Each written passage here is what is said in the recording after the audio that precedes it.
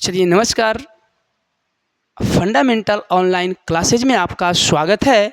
और आज का सेशन हमारा है मानव ब्रिक, जिसको हम लोग कहते हैं किडनी या उसी को गुर्दा बोलते हैं। ठीक है, चलिए तो हम सेशन को शुरू करते हैं एकदम मीडियम एकदम सिंपल चीज़ों को। ठीक है, देखिए सबसे पहले हम ये जानते हैं कि आखिर वृक्क के भाग क्या क्या है, उसको समझते हैं। ठीक है, अगर बात करते हैं यहाँ पे ये जो है ये दोनों, ठीक है, ये दो एक जोड़ी में क्या होता है, दो गो वृक्क होता है, एक लेफ्ट में होता है और एक राइट में। इस तरह से दो वृक्क होता है, एक वृक्क इधर है और एक वृक्क इधर है।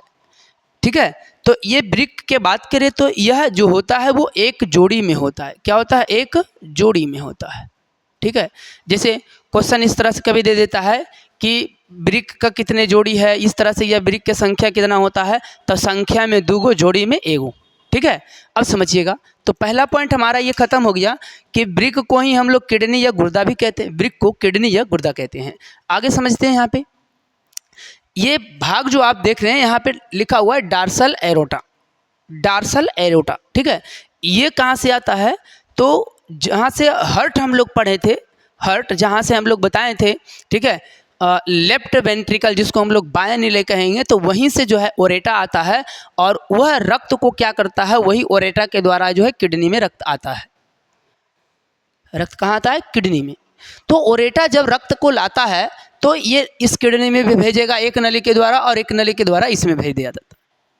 ठीक है, लेकिन जब किडनी में जाता है तो रक्त जो है एक बोमेन संपुट का भाग होता है, बोमेन संपुट। ठीक है, वो एक तरह से प्याले नुमा इस तरह से रचना होता है, कुछ इस प्रकार रचना होता है। ठीक है, इसी को हम लोग कहते हैं। ठीक है, यह इसमें ग्लोमेरुलस होता है, इस प्रकार से क्या होता है, ग्लोमेरुलस। ठीक है, एक अफवाही धमनी जो रक्त को पुनः छान करके बाहर निकालता है, सॉरी, एक लाएगा रक्त को, एक ले जाएगा, सही है। ठीक है, इस प्रकार से रक्त छनता है, जिसको हम लोग बोमेन संपुट कहते हैं। ये अगर बात करें हम तो ये पूरे भाग को हम लोग क्या कहते हैं, बोमेन संपुट। ठीक है, वोमेन संपुट, वोमेन संपुट कहते हैं।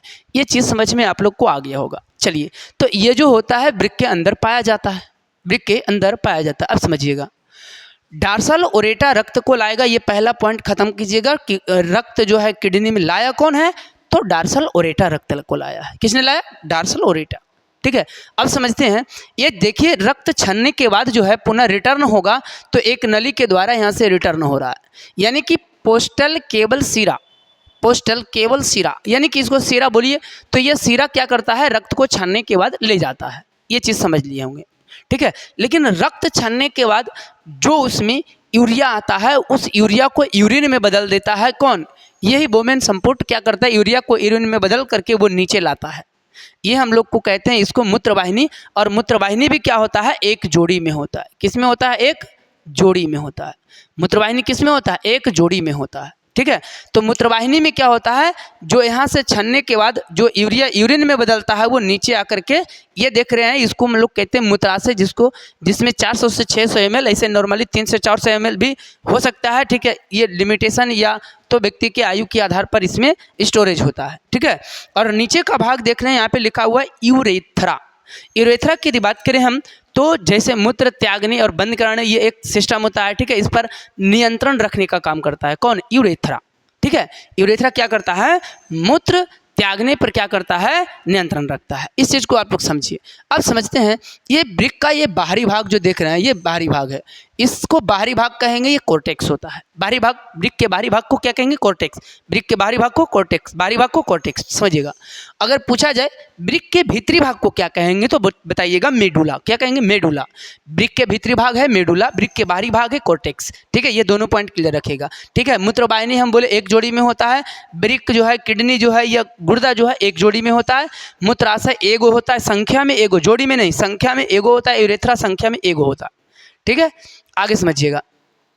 यहाँ पे देखिएगा हर एक जगह पे इस तरह से कुछ यू आकार का आकृति बनाता है, इस तरह से ये यू आकार की आकृति बनाता है। तो यू आकार के जो आकृति होता है ना, उसको हेलेन लूप कहेंगे। क्या कहेंगे उसको, हेलेन लूप, हेलेन लूप कहेंगे। ठीक है, अब समझिएगा आगे, ये हेलेन लूप का कहानी खत्म हो गया। अब आगे बढ़ते हैं थोड़ा सा। ये दोनों जो दिख रहा है आपको हरा हरा यहाँ से, ठीक है। यहाँ पे एक ग्रंथि होता है इस प्रकार से, ठीक है। इस प्रकार से एक ग्रंथि पाया जाता है दोनों वृक्क के ऊपर, ठीक है। ये भी क्या होता है, एक जोड़ी में होता है। क्या होता है, एक जोड़ी में, ठीक है। एड्रिनल ग्रंथि, इसी को एड्रिनल ग्रंथि भी कहते हैं। अधिवृक्क ग्रंथि को ही क्या कहा जाता है, एड्रिनल ग्रंथि। अधिवृक्क ग्रंथि को क्या कहेंगे, एड्रिनल ग्रंथि। यह भी एक जोड़ी में होता है। क्या होता है, एक जोड़ी में। अगर बात करें हम, ये क्या करता है, तो इसमें से एड्रिनलिन नामक हार्मोन का स्राव होता है। एड्रिनलिन नामक हार्मोन का स्राव होता है, जिसका चर्चा भी बाद में हम लोग करेंगे, ठीक है।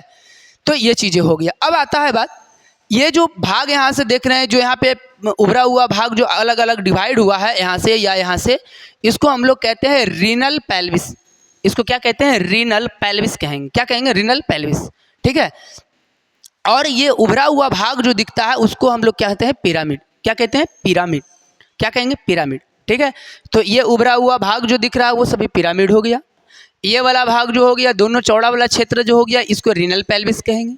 क्या कहेंगे, रीनल पेल्विस, ठीक है। और ये यू आकार का जो चारों तरफ से यू आकार की आकृति दिख रहा है उसको कहेंगे हेलन लूप, ठीक है। तो हेलन लूप की आकृति बताइएगा, तो क्या बताइएगा, हेलन लूप, ठीक है। यहाँ पे बोमेन संपुट बताएं, इसका आकृति कैसा होगा, तो कप या प्याले के जैसा। किसके जैसा होता है, प्याले की तरह। प्याले की तरह इसकी आकृति होता है, प्याले की तरह होता है। कैसा होता है, प्याले की तरह होता है, ठीक है। चलिए, इधर हम लोगों को समझ में आ गया है। अब हम बोले जो रक्त लाया है, ठीक है, निश्चित रूप से यहाँ पे छनेगा। छनने के बाद जो मूत्र होता है वो नीचे की ओर आएगा, और छनने के बाद जो शुद्ध रक्त होता है, देखिए इस सिरा के द्वारा ऊपर निकल जाता है। क्या होता है, ऊपर निकल जाता है, ठीक है। यहाँ पे चीज़ें समझ चुके होंगे आप लोग, इधर क्लियर हो गया होगा। अब इधर आते हैं, हम बोले यहाँ पे मानव वृक्क की इसकी संरचना समझते हैं। मानव वृक्क व इसकी संरचना, जैसे स्थिति अगर पूछा जाए कि मानव शरीर में वृक्क की स्थिति क्या है, यानी कहाँ पे होता है ये वृक्क, तो देखिएगा, बताइएगा, उदर गुहा के छोटी क्षेत्र, कोटि क्षेत्र में, उदर गुहा के कोटि क्षेत्र में इसका स्थिति होता है, जहाँ पे ये क्या होता है, स्थित होता है, ठीक है। अगर बात करें हम, इसका आकार कैसा होता है, तो इसका आकार कैसा दिखता है, तो सेम के बीज के समान दिखता है। किसके, सेम के, सब्जी एक होता है ना सेम वाला, वही सब्जी के बीज होता है, तो उसी के बीज के समान होता है। अगर पूछा जाए वृक्क की लंबाई क्या होता है, 11 सेंटीमीटर, चौड़ाई क्या होता है, तो 6 सेंटीमीटर, 11 सेंटीमीटर 6 सेंटीमीटर। अब वृक्क करता है क्या, उत्सर्जित, ठीक है। तो ब्लड में जो यूरिया आता है उसको यूरिन में बदल देता है। ब्लड में जो यूरिया आता है उसको यूरिन में बदलता है। ये काम होता है वृक्क का, यानी कि वृक्क का काम हो गया यूरिया को यूरिन में बदलना, सिंपल, ठीक है। आगे समझते हैं। वृक्क की इकाई को हम लोग नेफ्रॉन कहते हैं। वृक्क की इकाई को नेफ्रॉन, या वृक्क की सबसे छोटी इकाई क्या होता है, नेफ्रॉन होता है, ठीक है। क्या होता है, नेफ्रॉन।